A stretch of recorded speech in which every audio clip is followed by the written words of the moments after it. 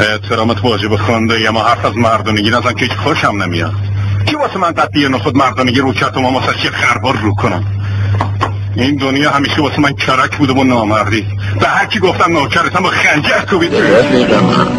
ما وایسادیم تو رفتی، ما نخوندیم تو خوندی، ما عین یه جزیره بیکس موندیم تو با همه که جونتو عذاب کشیدی. آخرش چی شد؟ تو اونجا نشستی و مایی.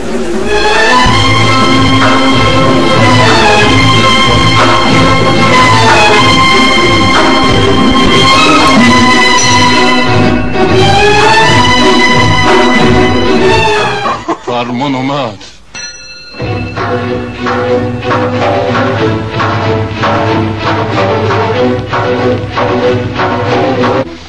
خونشو میبینم. نه فرمان، نره تو قسم خورده بودی، تو جلوی پیغمبر قسم خوردی، توبه کردی. ولم کن. قسم تو فرو بده و سلامت ببره. من نمیتونم ساکت بشینم.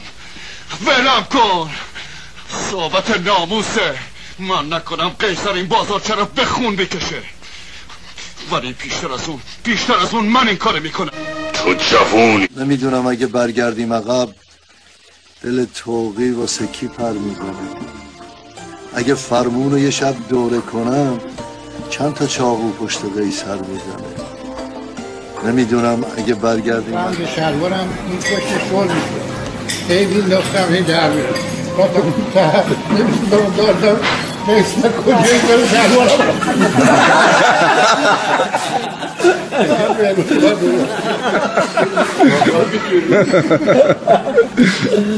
آقای موتی شما یه چیزی به این بگیم نمیداره مثل شما حرف بزنه.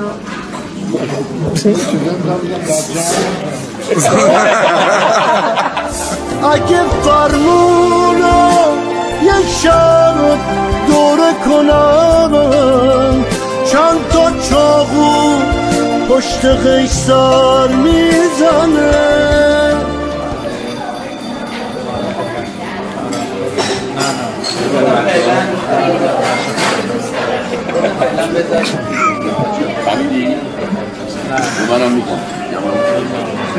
تو بی فکری با این ندونم کاریات پاک خودت انداختی تو هچل. اما تو همون تایید دل بی هچل دوست داری نه؟ بگو خانده کسی که بچه ها ردیفی تو جوب میشینن از زرنگیش تعریف میکنن، یه پهلوان قدیمی که زیری مازاچه گوش قسم میخورن. خانده ای تو آدم رو مایوس میکنه. اگه قرار روزگاره که هر کسی پیر بشه دلش هم کوچک بشه، خدای من هیچ وقت پیرم نکن واسه این که اصلا حوصله‌اش نرم. ساکت شو.